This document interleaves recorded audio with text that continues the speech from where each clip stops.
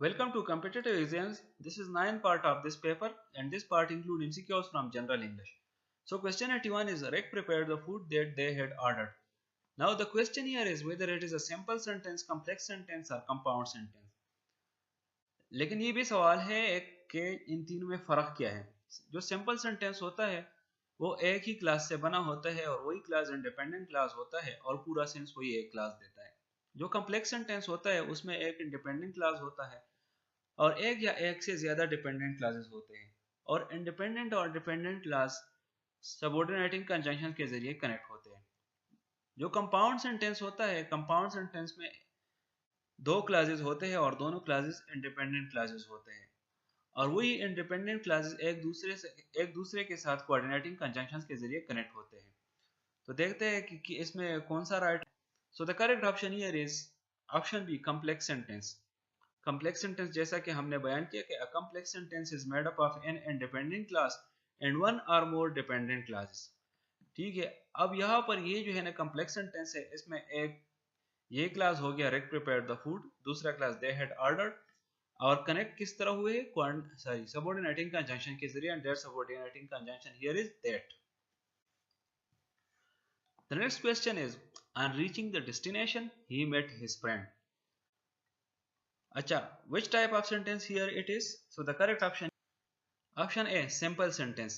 Simple sentence क्या होता है? A simple sentence is made up of one independent class. एक ही independent class है इसमें और पूरा सेंस देता है।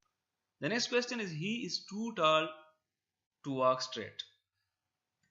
The correct option A, simple sentence, क्योंकि एक ही क्लास है और कंप्लीट सेंस देता है। The next question is, unless you work hard you will not succeed. अच्छा, the question is whether it is a simple, complex or compound sentence. So the correct option is option B, complex sentence. अच्छा, इसमें से जो यहाँ पे subordinating conjunction है वो start में ही यूज हुआ है, ठीक है, और यू वर्क हार्ड एक क्लास है, ये हो गया यू विल नॉट सक्सीड, दूसरा क्लास यही हो गया। The next question is, he is not only an orator but also a politician.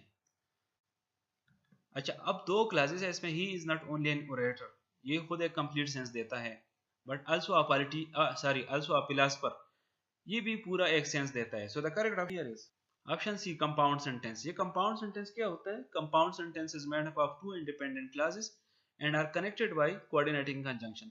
अच्छा, हमारे पास कोऑर्डिनेटिंग कंजंक्शन जो है बेसिकली वो 7 कोऑर्डिनेटिंग कंजंक्शन है। उसके लिए एक शॉर्ट फार्मूला है फैन वॉइस।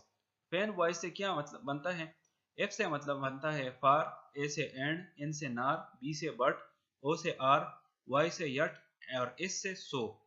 अब अगर ये 7 कंजंक्शन किसी सेंटेंस में यूज हुए तो डायरेक्ट आपको पता चलता है कि ये कंपाउंड सेंटेंस है। इसके अलावा अगर कोई और कंजंक्शन एक सेंटेंस में यूज हुआ है तो वो कम्प्लेक्स सेंटेंस होगा हमारे साथ। तो ये क्वाड्रेटिक कंजंक्शन आप लोगों ने रट्टा करने होंगे, याद करने होंगे। The next question is, in spite of his cleverness he is poor. अच्छा, the correct option is option A, it is a simple sentence, वो एक ही क्लास है और पूरा सेंस देता है। द नेक्स्ट क्वेश्चन इज, दो he is rich he is honest.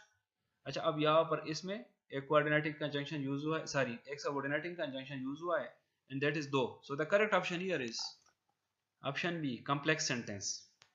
The next question is, he saw, he came, he conquered. तीन classes है और तीनों एक दूसरे से इंडिपेंडेंट है, किसी क्लास का दूसरे पे डिपेंडेंसी नहीं है।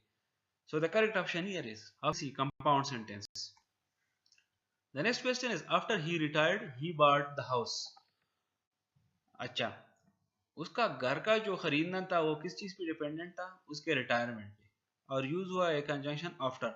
So the correct option here is option B, it is a complex sentence. The next question is, seeing the wolf the boy ran away. अब जो लड़के का दौड़ना है वो किस चीज पे डिपेंडेंट है? वो डिपेंडेंट है सीइंग द वुल्फ पे, ठीक है।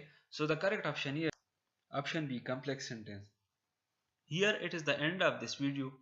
I'll see you in the next video. Till that time, stay blessed.